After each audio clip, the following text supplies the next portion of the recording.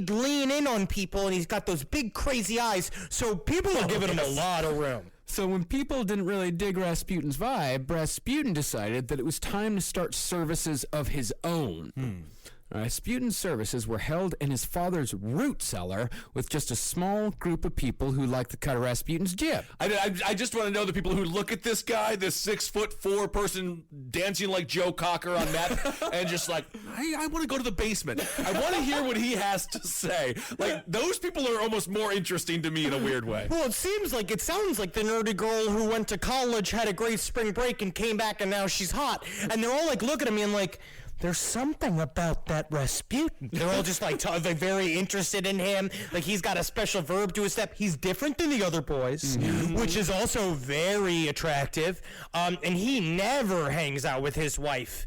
Yeah, what's going on with the fam at this point? They're just kind of there. Okay. We'll get into the family, but yeah, they're just kind of there. Well, the important thing to know about these meetings that Rasputin was having in the root cellar with his new followers was that they were secret.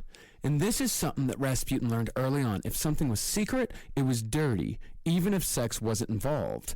And if it was dirty, then it was powerful. So naturally, the rumors started almost immediately. And the most scandalous rumor was that during Rasputin's last pilgrimage, he had fallen in with an absolutely real Christian sect that some called the Anti-Church. Ooh. We could eventually do an episode on all of the weird esoteric side chapters in Christianity. Yeah. Because this group is very interesting. The Anti-Church Church. The Anti-Church. It sounds like something out of the Invisibles. It does. This is really strange. They were called the Clisti. The Clisti.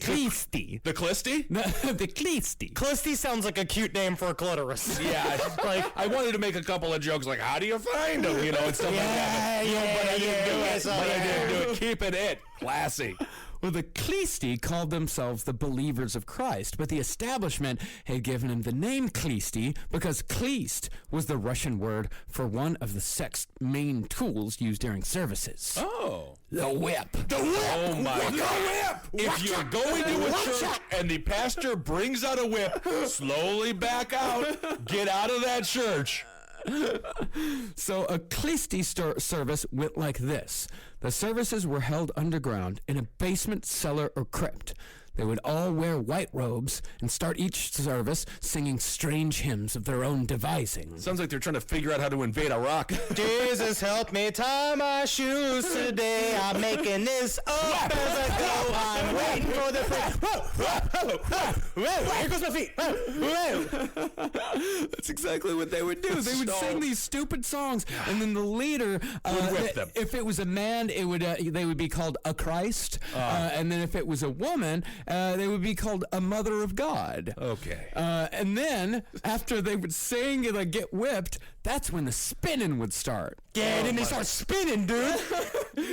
Just around and around. They keep singing and spinning and getting whipped, and they work themselves into this frenzied spin-drunk ecstasy. So they're basically on a biblical gravitron, and this is something that they're enjoying.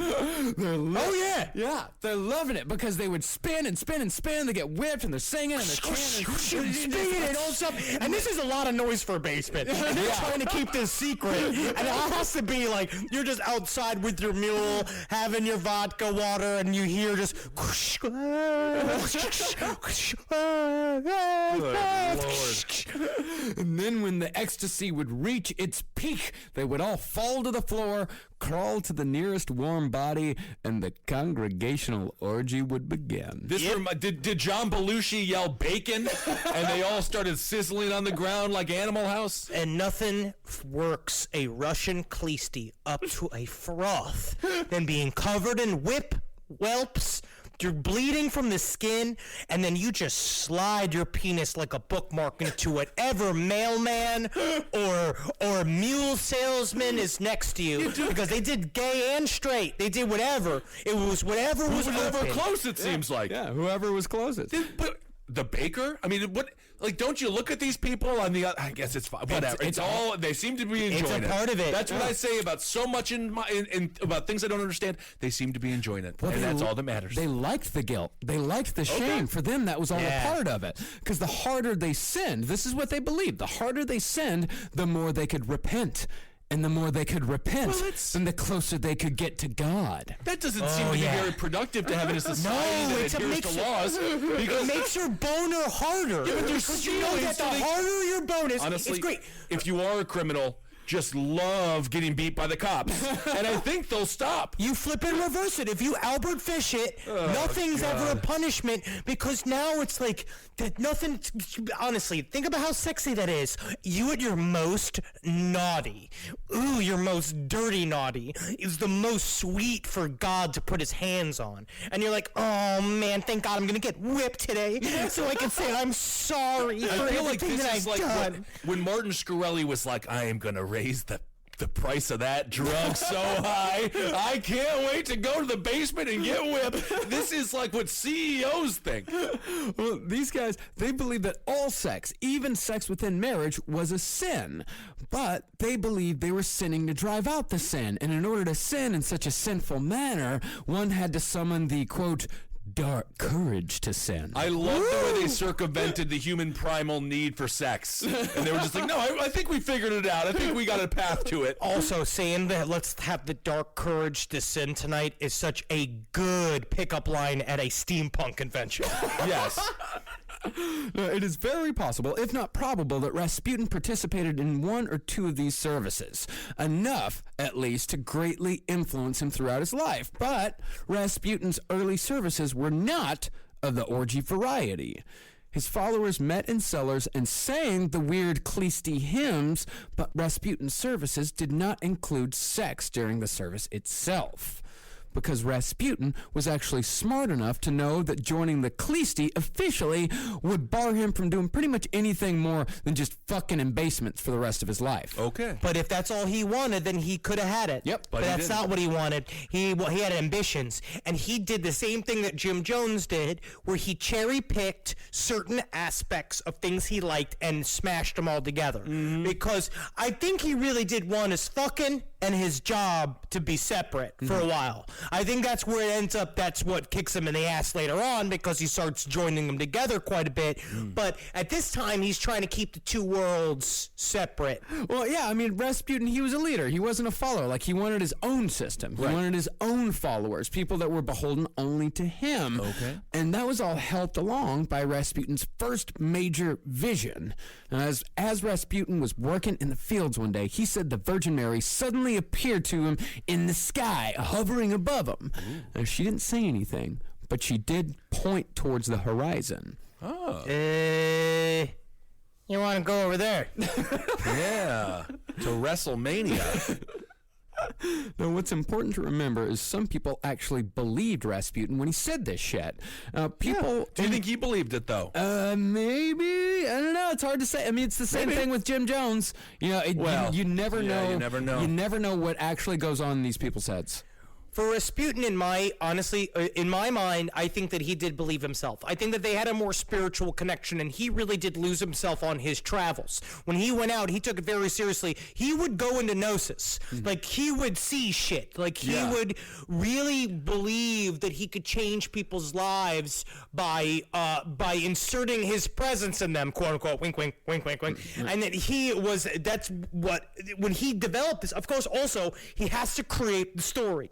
He understood that I have to build an arc, and a part of my arc has to be I'm on a vision quest. People come with me. Right. So then when other people come up and be like, I think I'm spiritual, he'd be like, have you met the Virgin Mary? Because I freaking did. Well, these people, like, they saw visions as evidence of God's grace, that God had chosen this man to share and disperse his holiness upon earth. Is it true to say at the time visions were taken more seriously? Much more. Visions were taken extremely seriously to the point where, you know, it would be one of those things like, why would he make up that he had a vision? Right. Like, that is a great, grand sin to make something like that up. Why would someone make up that the aliens have visited land? I heard it on the radio, and I heard the aliens are invading Earth. So, And since these Russians, since they were all about miracles and visions and all that shit because of the Eastern Orthodox influence, Rasputin had a wide opening to settle into nicely. all right.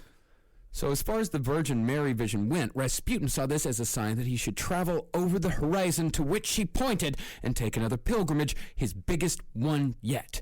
In 1900, Rasputin declared that God had instructed him to go to the monastic center of the Eastern Orthodox world, Mount Athos in Greece, almost 3,000 miles away. Sounds like a fun trip. It doesn't. It's actually the opposite. Because it's just walking to Greece. It's walking across Russia to Greece. It's using your feet as a car, and just he just started running. Well, the Flintstones did it. In this pilgrimage, Rasputin took even further than the last. He went the entire trip there without changing his underwear or touching his body in any way with his hands. Humble brag. A humble brag. Because what he had to do is he had to chain his hands to his bed.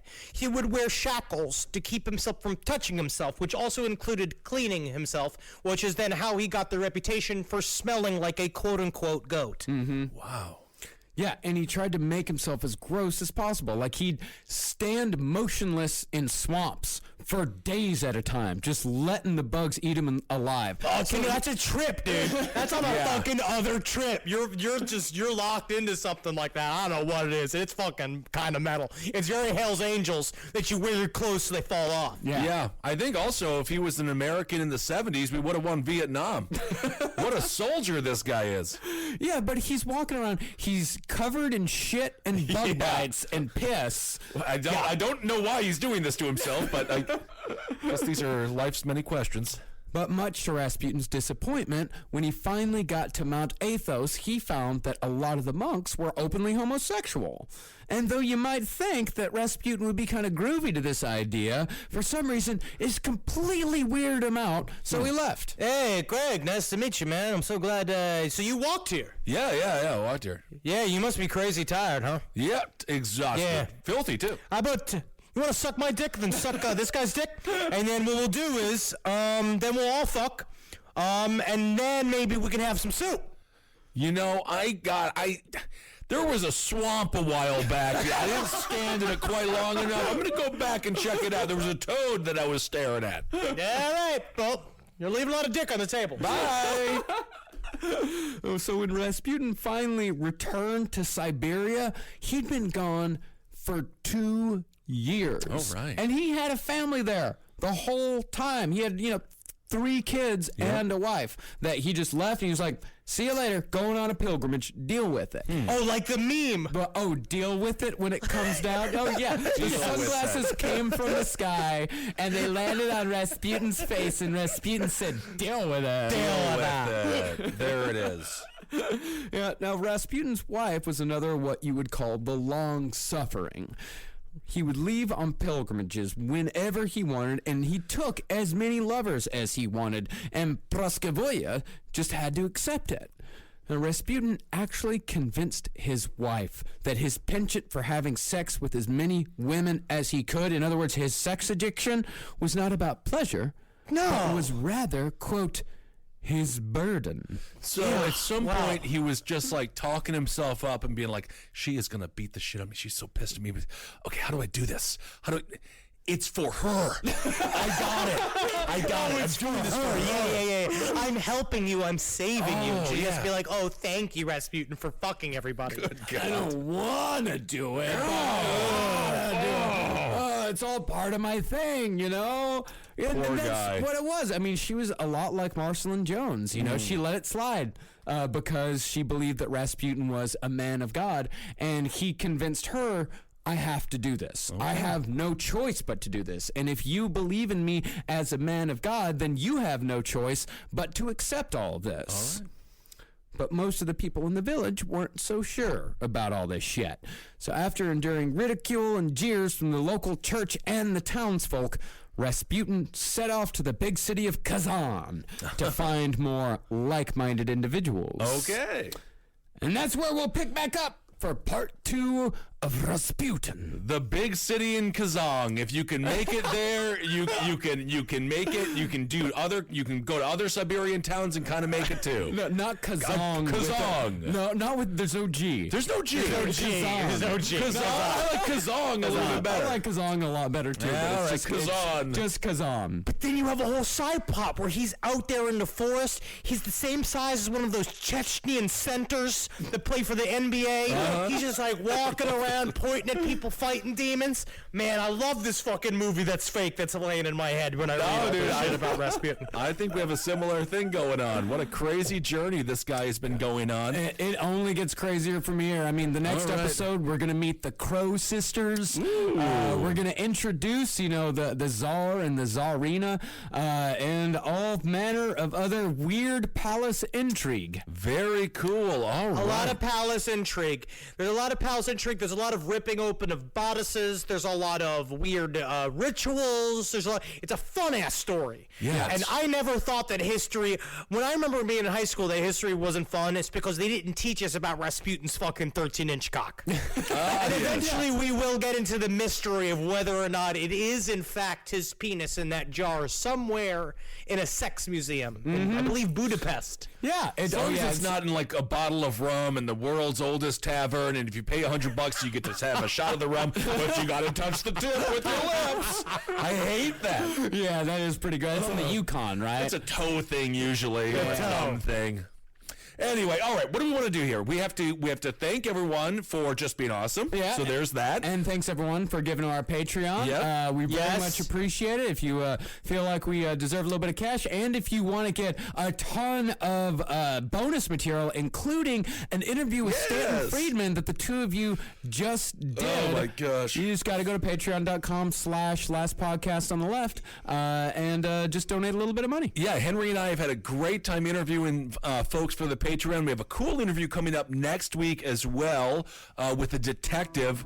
And Stan Freeman was a trip. I'm excited to learn more about people. And if you have anybody that you want us to interview, that you'd be interested to hear from, please hit us up on Twitter at Henry Loves You, at Marcus Parks, at Ben Kissel, Instagram at Dr. Fantasty, at Marcus Parks, at Ben Kissel the number 1, or at LP on the left. At any of that bullshit, and try to give us suggestions, because we'd love to get to the heart of some people you're curious about. Absolutely, and thanks for everyone, the amazing response to our book reveal. Yeah. Thanks, everyone was so unbelievably nice. We got a bunch of people who have submitted their incredible art, so it's going to be extremely difficult to choose. But thanks to everyone who submitted. Everyone is amazing. Yes. I'm very excited. And we're gonna.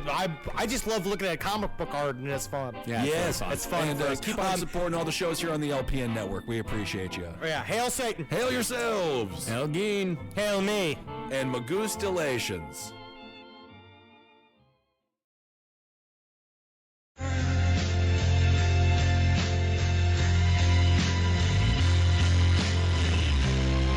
Snow Patrol and Run on XFM 104.9. I'm Ricky Gervais. With me is Stephen Merchant and Carl Wilkins. That's 3 for 1. I don't know. All right. Exciting. News.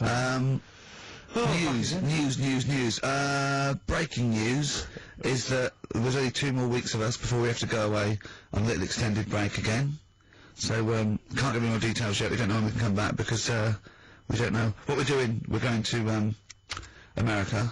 We're doing the Golden Globes, and then we're going to watch the Office pilot being filmed. Yes. And then we got bits.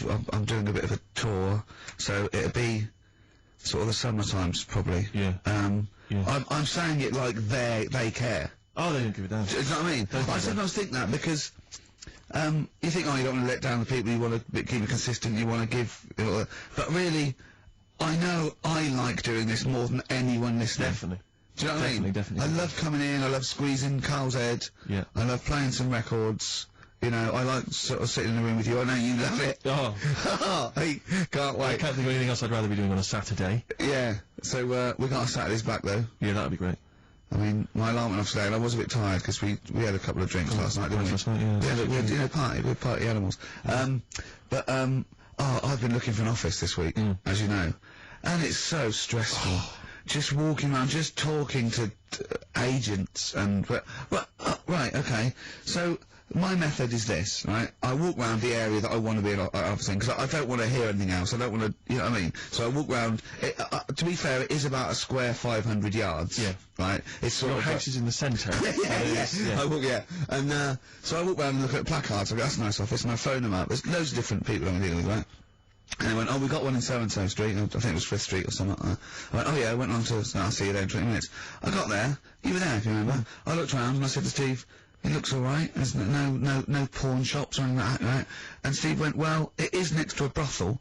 And I looked, and there on the next thing, like, you know, model, first floor, Susie, 03, and I phoned him and I said, do you know what? Don't bother coming here. No, I said, no, I said, because it's next to a brothel. He went, yeah. I went, right, okay. Just for future reference, I don't want an office literally next to a brothel, right? When I go to work, I don't want to walk past prostitutes. Call me old-fashioned. Yeah, right? as you go into work, there's a prostitute. Yeah. Morning. Morning. Oh, I just got a cappuccino. Yeah, Starbucks, yeah. Business good? Yeah, it's a bit slow at the moment. But it picks up later this evening. Does it really? Good. And I said to him, I've got so my New Year's resolution is being like a little fascist when it comes to business. And I said, also for future reference, no crack dens and no wild animals in the porch. And I just can't believe it. There's always something wrong. We went to one, right? It got there, right? And a woman said, oh, I'm nowhere. She didn't know what keys she was using. And she went, it's the 3rd floor. And she went, no, no point, we won't both get in the lift.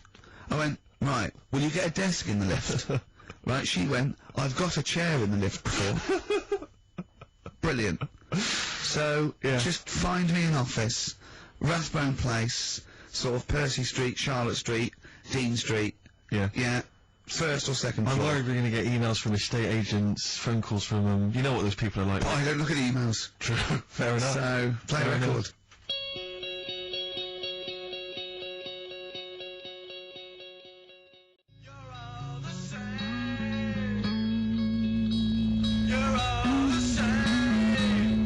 Sexist. Joe Jackson, different for girls. He's not in the charts anymore. I can't believe it. Unbelievable. You were talking about renting an office. I'm a little bit intimidated because I'm just at the moment thinking about trying to buy a flat or something because I'm just tired of pissing money down the drain. I know. Yeah. And but I'm really petrified. I've put it off because I'm really gullible. When I'm confronted with anyone in a suit who sort of knows what they're talking about, they can sell me anything. I'm intimidated. It's like, you know, you're supposed to go in there and you're supposed to sort of act like you're the guy with the money. This is what I want. This is what no. But I go in there and it's like I'm afraid they're going to say, clear off. I don't want to sell your house. I'm not interested. Have you ever thought of like really putting on sort of like some sort of cool air? Like, sort of like kicking the door and going, what was that? Is it like, you'd be found out in 30 seconds, wouldn't you? Exactly. You'd go in there, you'd stub your toe, and they go, what are you keep like, I've got my toe, I've got my toe. Exactly, yeah. Brilliant. Just tapping the walls. Yeah, tapping the wall. What's the rates? What rates? I don't know. Well, do you remember, I don't know if I told you before, I wanted to buy a laptop computer, and everyone said, go up Tottenham Court Road, and I was reading, like, magazines and stuff, they were saying haggle, make sure you haggle, make sure you're planning to haggle, get the best deal you can. And I found a shop which was selling the computer I wanted, and I went in there, and I had this whole plan in my mind of what was going to happen. He was going to say, like, it's worth this. I'm going to go, well, look, I can get it cheaper here, I want to buy it from you, I'm going to haggle, and off I went. So I went in the shop, and I said, yeah, looking for this, interest in this Toshiba. How much is it? He went, oh, it's 1,500 quid. I went, sure.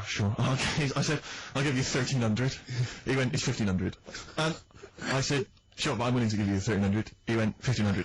And I was done already because he hadn't even begun to haggle. And I was assuming he'd at least go 1,400 and we could start, but nothing. So now I was screwed. My whole plan went out the window. Yeah. Well, you just leave. No, I said to him, the thing is, I can get this computer cheaper down the road, but, you know, I like what you provide me. I like your service. I've had good stuff about you. It was amazing. I said, I've heard good stuff about you. And he went, I said, seriously, I can walk down the street, I can buy it now for cheap, for like 1,400. And he went, well, see you later then. And I was like, right. So I walked out the place. I said, well, I'm going to have to leave then. And I walked out the place, and because I wanted to get it from there, because it was still the cheapest, so I had to walk back in again. I went, yeah. I've just had some second thoughts. Listen, I'll tell you what, I'll pay you 1,500. Can I get a free carry case? He went, the carry case is free anyway. I said, I'll take it.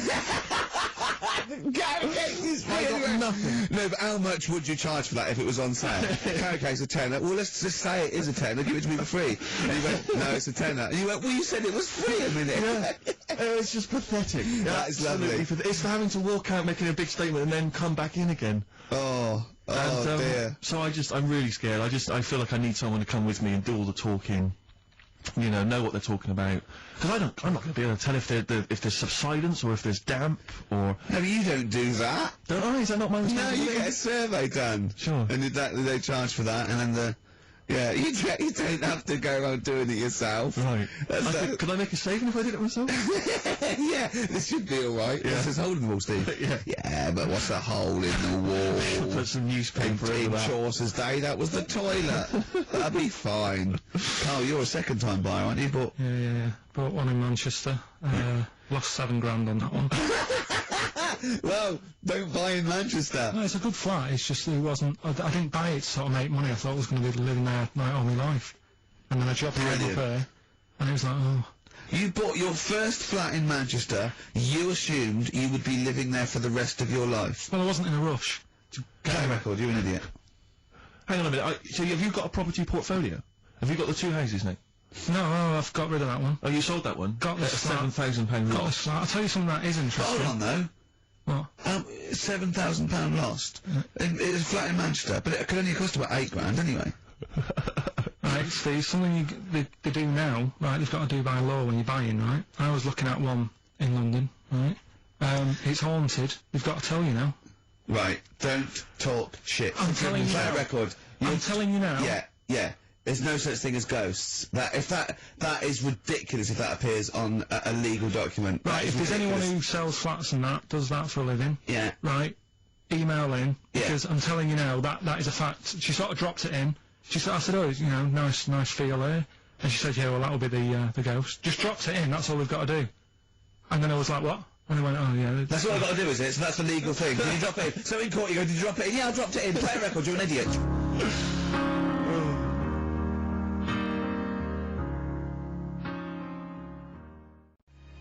This is love in It's David Gray, this is love. If you're in love, I hope it lasts. It's only January. What you got for us, I just Steve? thought we ought to maybe go through some of the emails. I mean, I don't want to query the calibre of some of the emails we get sent on this show, but here's a typical one, Rick. Go on. There's no name, it's just from Glicko, that's his email address. It's just a question to you, Rick. Did I see you walking around Marylebone High Street last Sunday? Yes. Okay. Well, I don't know. Well, I mean- I was in Marylebone High Street last Sunday, yeah. Yeah, but did you see Glicko? I didn't see Glicks. I didn't see the Glickster. Alright, this is one from M. Ricky, what do you think of Richard Bacon's show? I can't decide if he's better than you.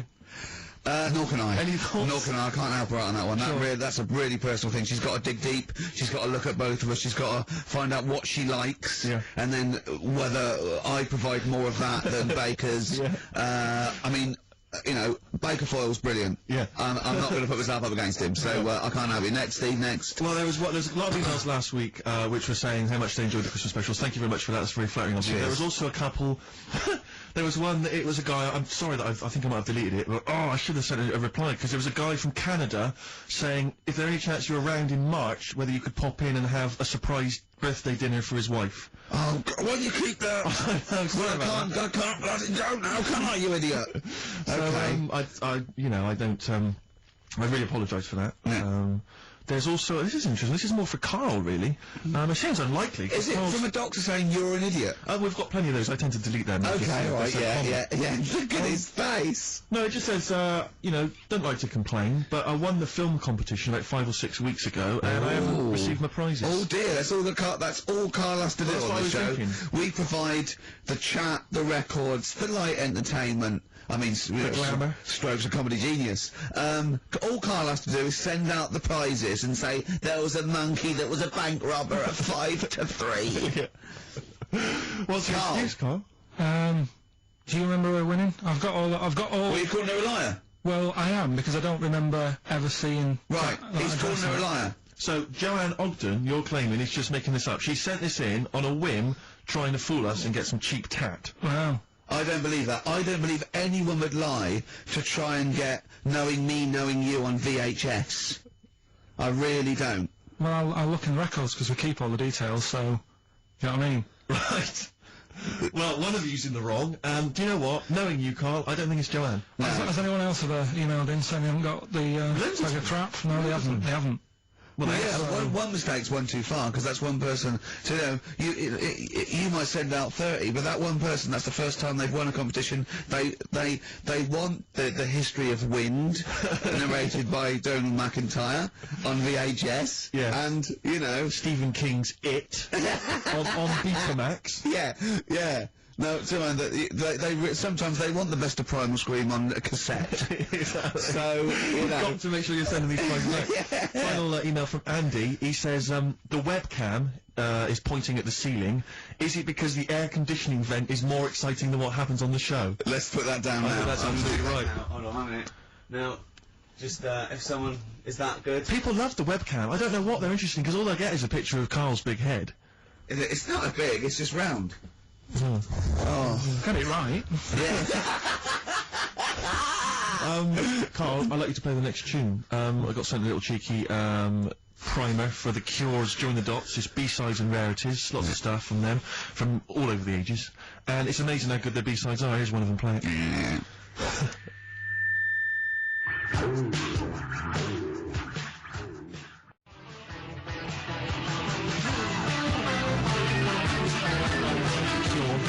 And that's called A Man Inside My Mouth, which was the B-side to Close to Me. There's nothing amusing about that, Rex. I don't know why you're laughing. Wow. It's called A Man Inside My Mouth. Yeah, I know. And that's fine. Yeah, it's like, the little man inside your head. Yeah. Nice, if a man wants to be inside anyone's mouth, that's good, good luck to him. There's nothing wrong with that. But I agree. Yeah. Carl, do you agree with that? What man in your head? What does that mean?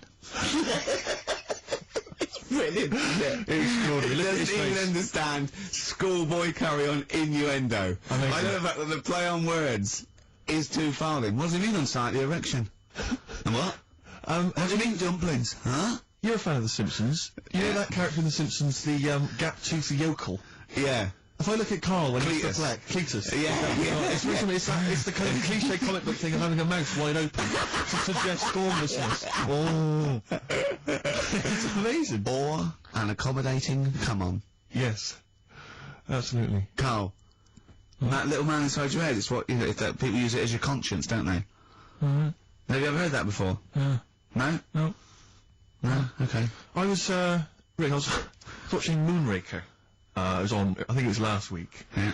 I don't know how familiar you are with the James Bond films. I don't think I've ever watched a Bond film from beginning to end. Yeah. I've never watched one on DVD, and I've never gone to cinema to watch one, and I'm not usually in on Easter Saturday. Exactly. The Honestly. thing about James Bond, when I was younger, I thought he was amazing. I just thought he was the ultimate cool, sophisticated hero. Do you know what I mean? My dream as a kid, like when I say kid, I mean a teenager, was to come home, which invariably he did. He'd come back to his hotel suite, he'd open the door, there'd be a trail of clothes, and he'd follow it, he'd go into the bedroom, there'd be a beautiful woman in the bed, You'd have said, clean up, what are you doing? You're messy. I'm going to get my mum to clean all this up now. Mum, she's got a bad there's a back. nudie lady in my bed.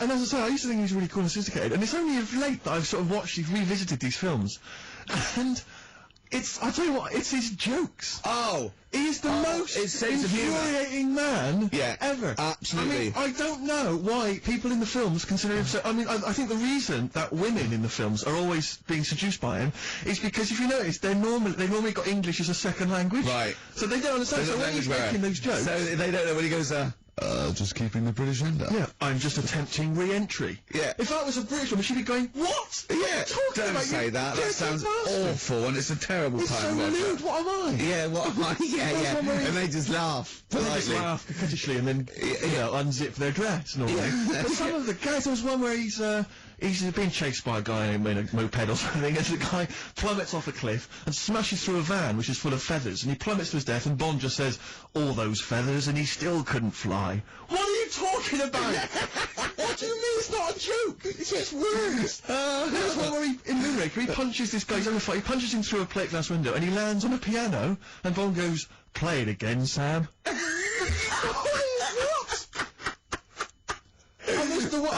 there's the one in one of the early films where he throws a guy in the bath and electrocutes him by throwing in a thing, and then he goes absolutely shocking. But I was thinking, you just killed a man. I know. You're a psychopath. And it's just so excruciating. If someone was doing those kind of jokes in the office, you would hate them. Do you know what I mean? You wouldn't want to talk to them. They'd be a bore. I know, everything's a little one-liner. I know, and everything's a pun. Yeah. But I'll tell you what, there is a bloody good secret agency. That's true. So, you know, they're not hired for their, wit and, stand-up ability. Exactly. So, you know, there's swings and roundabouts. Yeah. I doubt Johnny Vegas could, save the world. That's true enough, yeah. So, think on, different people, different needs.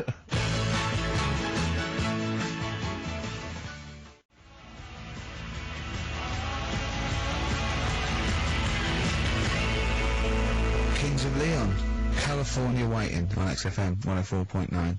Do you know what, Steve? We get emails and, we got our posters up around this show and, people enjoy it.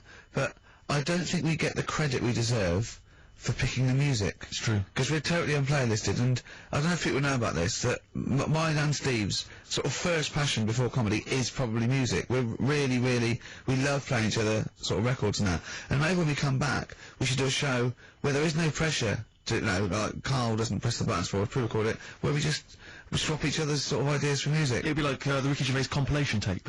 Well, sort of like, we're not talking John Peel, where we're trying to find obscure Belgian jungle and do demos. You know, everything from, you know, Kings of Leon, Lou Reed, you know, maybe a bit of 80s stuff that people have forgotten about. Beautiful songs. So what do you think? I'd love to do that, Rick. I mean, genuinely, there's nothing more exciting to me than introducing to someone a song which they then go on and they love, and they listen, maybe they buy the album, da-da-da-da. But that's something to think about, maybe, for later. Yeah. Well, it's like you say, the pressure to kind of come up with some, you know, high-caliber chat between each record, it takes the toll. But, yeah, and that's, you know, it's a passion of ours, and we love to, but now, it's Rockbusters. Can I just say something now, before we do Rockbusters? A lot of people sort of, they come up to me, they say, Steve, we like the show, when are you going to get rid of Rockbusters? It brings it down. I'm not joking. I'm not joking, there is lots of people... Let Carl speak. Come off it. Come off it.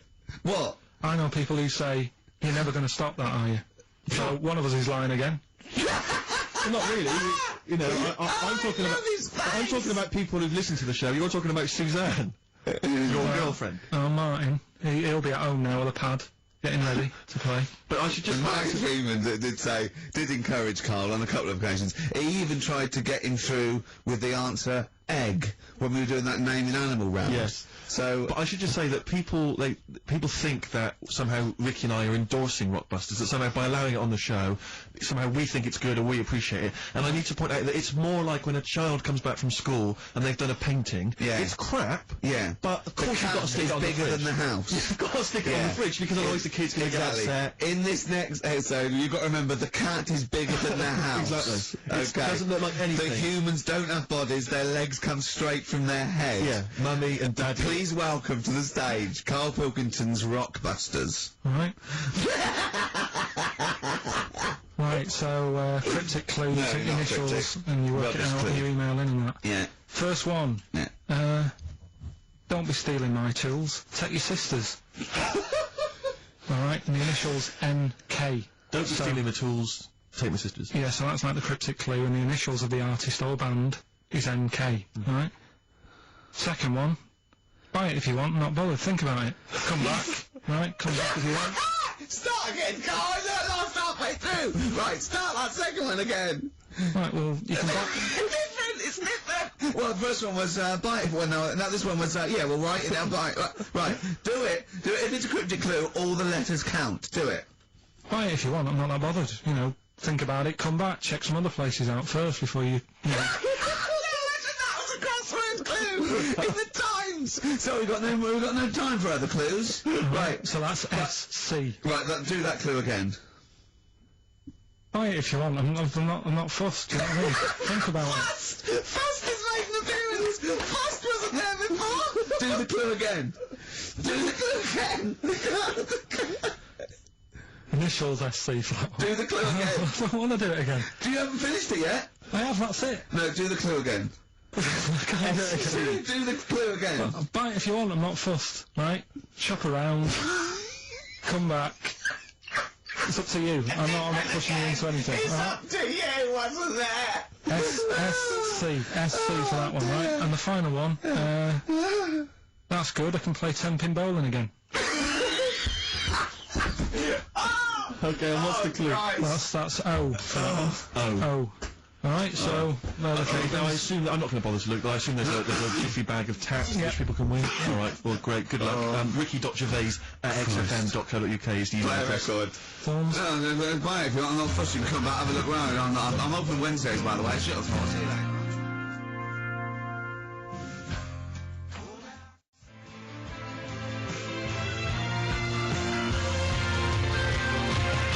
Thorns and No Blue Sky, off their album of last year, which is probably my favourite album of the year. I've started getting into that sort of like music, more serious thing in case we do it. I mean, I don't know, from that comment, maybe we should do some preparation. Pre-record it. Yeah. So we can sort of like cut all the ums and ahs and Like me sort of like eating a sandwich while it's on, singing along, tapping a little bit. Yeah. I won't lay down like this either. We'll get me a chair that I can sort of be upright so I can enunciate. You weren't in the room, were you, when Carl was singing along to Oliver's Army? No. It was a joy. Checkpoint Charlie. Oliver's Army. No idea. Oh, bless him. Rockbusters, well on the way. Any right answers yet, Carl? Let's just check. Let's see, we got one email. One email? No. No, because they probably don't make sense. Yeah, no responses whatsoever. There's some on the text and that. Really? 83 XFM if you want to do it on the old, Speak up, Carl. We're on the radio. Steve, no, we're on the radio. We're live. Just letting you know, do it on the text if you want. Send it in on the text. Well, what is it? Say it! 83 XFM. Right. What's the email address again? Ricky.gervais at xfm.co.uk. Are you tired today, Carl? Are you just bored, or...? Oh, well, I'm alright, I'm good. Yeah? Yeah. Steve? Yeah, well, no, I just wanted to mention to you, I went to a pub near my house recently. I found out that there was a pool hall. Like a pool club there. And I love pool. I like to think myself as looking a little bit like Paul Newman in The Hustler when I'm shooting pool. Yeah. And I went down there, and I went with my flatmate, and it's quite a seedy pub in many respects. There's a lot of weird people in there, like alcoholics, and... Why did they go there? It's strange, isn't it? Weird, isn't it? And, very, very odd people. And, so he's a little bit nervous, and he says, I'm a bit worried, because there's a lot of kind of, there's people from the estate, the nearby council estate, Yeah. For want of a better word, scum. And, so he's a bit edgy, and, bizarrely, because I so wanted to play pool, I said to him, he went, I'm a bit scared about going in. I went, don't worry, you're with me.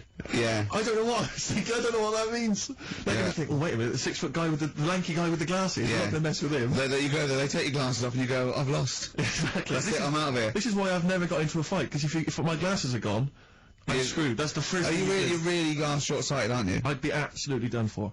And are you nervous are you sort of like nervous without them?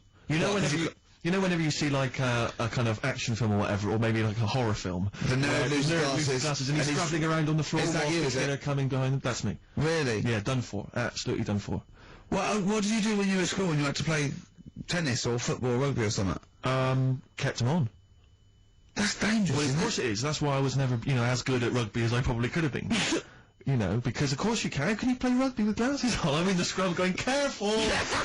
Your boots! Hello! Yeah. Never mind me nads. Exactly. Watch my glasses! But, so I went in that, because I used to do judo when I was very young. Well, that's impossible. But this is ludicrous. Don't musk falling off. Oh, of course. What about gaffer tape? Just sort of like round. Yeah. Well, I bought something like a kind of a sports strap to keep them on, and it just pushed them right into my eyes. I could barely see. I was always blinded. But I swear, when I used to go to judo, I'm sure that the other kids were being taught, right, just knock Steve's glasses off. Knock his glasses off, you can get him. So I'm always a bit edgy about fights, but for some reason I felt super confident going in there. I swaggered in, and into the pool hall, and it's one of those places you've got to sort of knock, it's like a speakeasy, you've got to knock, and they open the door, and you come in. And, I'm in there, and, my one of those things you slide, like a little letterbox, they slide over. You knock, shut up. You put your face out, you just knocked your glasses off. Exactly. And, so I went in there, and, in a way, my flatmate was justified in being a little bit edgy because the conversation we could overhear, the table next to us, we were playing pool, the guy next to us was going, yeah, of course, the bloody police. Spent Boxing Day in the Nick. Absolute nightmare. You're getting nervous. So I was getting a little bit edgy because I didn't know, but then I thought, you know, they don't mess with their own. We're almost like gangsters ourselves because we're there in the lion's den. Do you know what I mean? We'll probably be fine. So then, there's just an old guy serving at the bar, you know, in his 50s, and some guys go over to the jukebox, some young kids. They're just hanging out in the pool hall. They're pretty cool. They put some money in the jukebox, and then first track, Coldplay. Fine, I'm thinking that's nice. I'm playing pool. Second track, hardcore German techno, and they put in about 50 quid's worth, it seemed, because it just went on. Really thumping, kind of like gabba stuff. Old guy at the bar, just nodding his head, cleaning the glass. Yeah. So into this... Piano player, furious. Exactly. Into this comes, like, what appear to be a family of holidaymakers with kids. So they've entered this, like, seedy pool hall. We've got, you know, the Cray twins playing pool next to me. They've come in, the German techno's blaring. They come in, and there's, like, kids, you know, and they've got the baby in one of those little pouches, and they sit down. And, the weirdest thing was one of the guys, the uncle, let's say, of the family, he picked up the kid, and he was about to put the baby down in a chair, and I thought, hang on, that's quite a hard-backed chair. And as he did it, the baby's head just went and hit the back of the chair. And just flipped back and hit the back of the chair because he just lumped it down in the thing. And it started screaming, it crying, you know, and the teenagers were rocking to that. They loved it. And then he came over and it was transparent what had happened. And the mum was going, "What's happened? The baby's crying."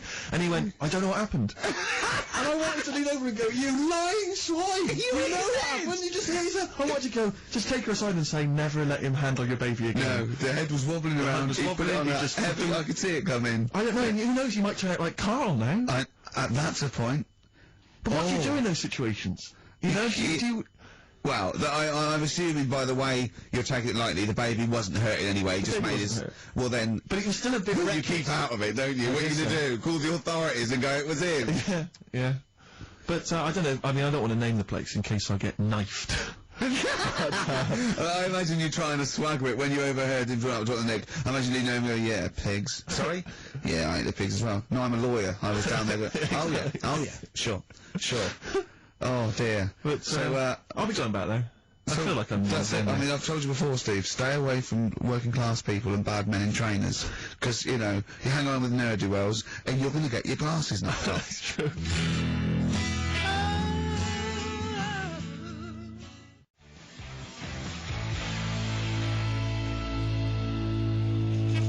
Jet. Roll over DJ on XFM 104.9. Carl, you promised me that you were going to reintroduce Educating Ricky. Yeah, we can do that. Have you got it? Have you got something that will, that's something that I won't know that's correct and that will interest me? Yeah, there's loads of stuff. Is it anything to do with monkeys? No, we've got monkey news. We've got monkey news coming up, of course we have. Monkey news, people, and they're now over to XFM for monkey news with Carl Pilkington. No, we won't do that yet. We're not doing that yet. Educating Ricky is... Yeah. Well, let's do it. We did it ages ago. Educating Ricky. Oh, that's interesting, and it's correct. Hang on a minute, though. What I do is, I tease you, don't I, with headlines. Oh, go on then. And then you have to sort of go, that one sounds good. Go on then, what are the I want to headlines? know more about that. Educate me. Yeah. Right? Okay. You've got, well... Jeez. Oh. That Nelly died. That Nelly died. All right. Okay, because you're about an elephant. Yeah. Go on. You've got that. You've got, well... I got well. Take well for as read. So they all start with well. Okay. Knob body has been that lucky before. Brilliant. All right. Okay. Or you've got get a lobe of this court case. Right. Okay. Not bad. I'm going for knob body. Has been that lucky before. Right. It's a story about this kid who was born. Right. Was he? Yeah, he's popped out, like, and the dad and the mum saw the baby, and it's like, oh, that's a good-looking little kid. Sure. And they were proud of that. And then... they're surprised it's a good-looking little kid. It's theirs. Yeah. Like, it could have been a frog, and they'd have gone, oh, he's got your eyes. And then, the doctor goes, yeah, it is, but, look at that. What? He said, it's a boy, and, hasn't got a knob. love the doctor saying that. I love this GP. Right. Oh, this midwife saying that. Oh, look, little boy. Yeah, but no knob, baby.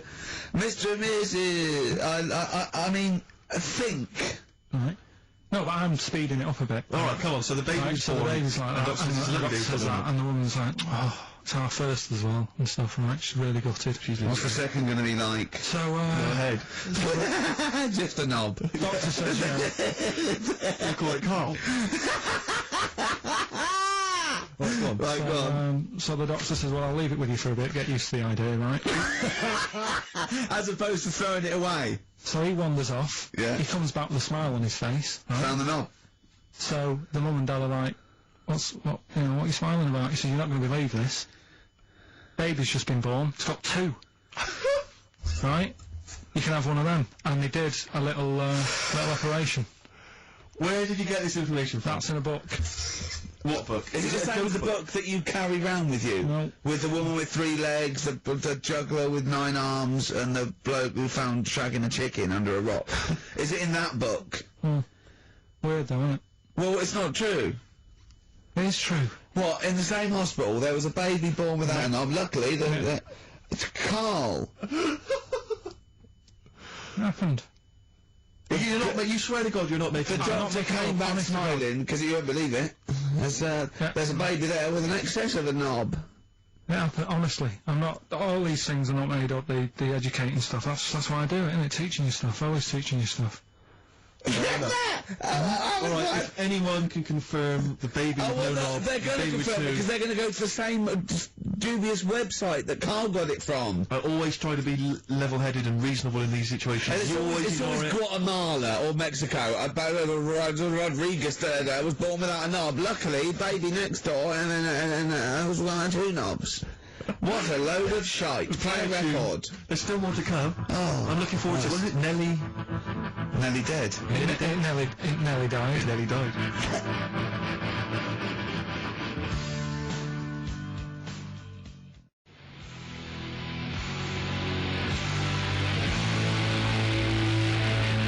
Bones, Radiohead off the Benz album. I mean, might be my favourite album of all time. You said it before, yeah. I can't say I've ever really got into it. I remember when it came out, it was just so ubiquitous everywhere, I never really bothered listening I to can it. still listen to it every day. I mean, that might be sad, I don't know, but it's a fantastic album. Yeah.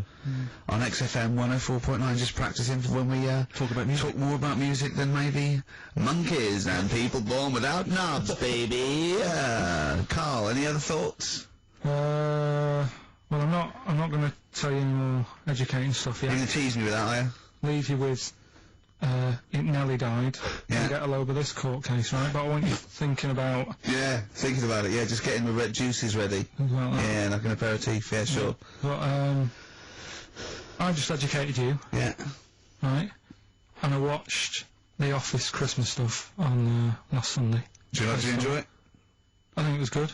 Good. I think it was good. Thank it you was very up there with one of my favourites. The second one's good. Yeah, okay, the second one, more the paybacks in the second one, the first one's more set up. Yeah. So, you know, I'd have thought people would like the second one more. Yeah. So that's nice. That's a nice critique, thank you, Carl.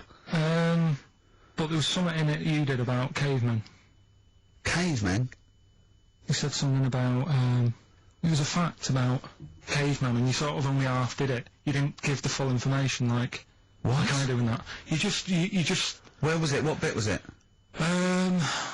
it was the bit when you were talking about getting a woman, I think, or you were talking about breasts, or... Oh, the one where I said people are, the reason women have cleavage is it reminds men of buttocks, because when we were cavemen we used to do you from behind.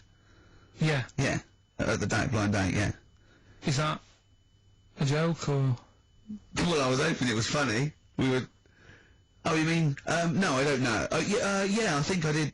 I think cleavage is meant to represent... In a sort of Desmond Morris pop sort of anthropology type way, I think I've seen that before, that cleavage represents buttocks.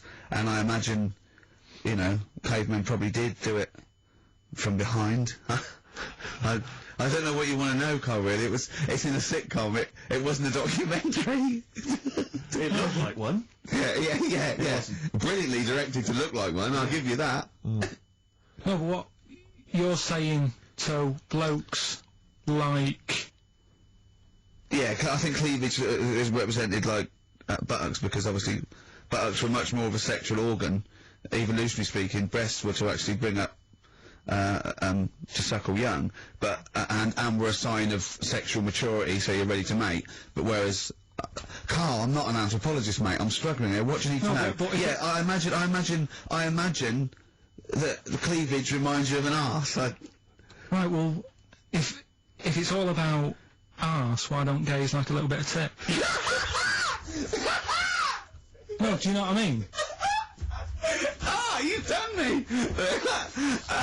So the question put to us today on XFM 104.9, please call me, is, if it's all about arse, then why don't gays like a little bit of tit? I was worried. If it's all about arse, why don't gays like tit? If it's all about arse, why don't gays like tit? Just call in with your... Thanks very much for tuning in. This is in Children's TV. If it's all about arse, why don't gays like tit? It's still been an hour and a quarter before we got round to gays, so it's good to see they made an appearance. If it's all about arse, why don't gays like a bit of tit? Is the question. What a brilliant question. Well, if you're an anthropologist or a psychologist, a doctor, a gay, please call in. If it's all about arse, this is the question. I'm not convinced by this whole, cleavage looks like an arse, that's No, not Steve, nor am I. It's a bit of mock anthropology. I didn't think it would be under scrutiny. I think it's more likely that the reason men find cleavage attractive is because they know there's a lovely pair of Bristols down there. Yeah, so it's like, ooh, here we are. If that's what's on show... Exactly, imagine what's down below. If that's in the front window, right, Yeah, what's you I'm got gonna to go in the shop? Oh, dear! Oh.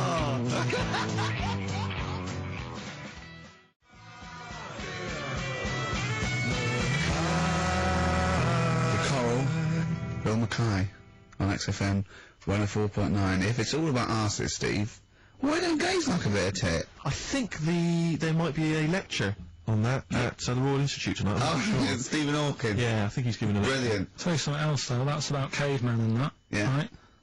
Not really, go on. Do you know, I love the idea of a little gay fella. He's pulled a bird. He's just all he's done is focused on the cleavage, and he's gone, "That's a lovely arse." Right? He's got a back. Right? Pulls the dress down. No, where's the arse? I've been gone. There's boobs. Boobs. I hate. They're my worst. No! Right. Sorry, Carl. cavemen and that. Yeah. Back to it. Doesn't drop a beat, does he? Do you know, like, when you get a bit scared, and the hairs on your back and that sort of go up? Well, I haven't got a particularly hairy back, but go on. No, but on your neck or... Oh, yeah. On your head. Do you know... Not in your case, but sure. Do you know where that comes from? Do you know why that happens? Why it happens? Yeah. To look more fierce. Yeah. Probably residue of, like, the erectile tissue with the, you know, would make you look apes, and that would make you look slightly bigger, your outline bigger. Hmm. Is that the answer? Yeah, just cavemen in front of dinosaurs and that, they sort of went, oh... And then... Well, it wasn't cavemen in front of dinosaurs, was it? Because cavemen weren't alive when dinosaurs were alive. There was a couple knocking about. Right, okay, fair enough. There was a crossover point, surely. Not dinosaurs like you're 15 million. Was the probably the Ice Age. There were still big reptiles. I think it's fairly common knowledge that the dinosaurs did not exist. Well, he when... gave the dinosaurs a name. Well, no. Well, no. He gave the dinosaurs their names. He's using cavemen as any genus of Homo. I know he's thinking of the Flintstones, but I'm giving him like an instep into evolution here. But I should just point out, you know, cavemen didn't have cars which they motored by running along the street, and they didn't mix cement in pelicans. You're aware of that? Go on, Carl. Should we have the Rockbusters answers? We've got to get that out of the way. I'd love to. Number one was, don't be stealing my tools. Take your sisters. The initials were NK. That was Nick Ershaw, right? Nick Ershaw? Nick Ershaw, 80s. I don't know. I've never heard of that band. Nick Kershaw. Nick Kershaw. Yeah. Nick. Sorry. What? I don't understand it. Nick. How does Nick Kershaw? Second one. No! Don't move on. Nick Ershaw. What's Nick Ershaw? Jesus. All right. It doesn't count. It's not a clue. But let's just leave it behind us, all right? Second one was buy it if you want. You know, I'm not bothered. You can think about it, come back, have a look around, think it over. I'm not fussed. The initials were SC. That was soft sell. Right? That works. Yeah. Well done. That works. Right. And that's good. I can play 10-pin bowling again. That's O. That's outcast. All right. What does that mean? Outcast? You know, you broke your arm. Right. Got the Oh, cast that's off it. ridiculous. That's ludicrous. I mean, that's You ridiculous. broke your arm, you were in a cast, you got rid of the cast, you're outcast. Did anyone get that? Yeah. I mean, I am stunned. I think, to be fair, that was because how many bands begin with O? Yeah, I think that's why people got it. exactly. But they were guesses, yeah. I could probably make Oasis work if I tried hard enough. We've done that. Oh, pardon me. So, outcast. That's ridiculous. Why is it ridiculous? But We've it's had worse than that. ridiculous. We've had worse than that. The leap to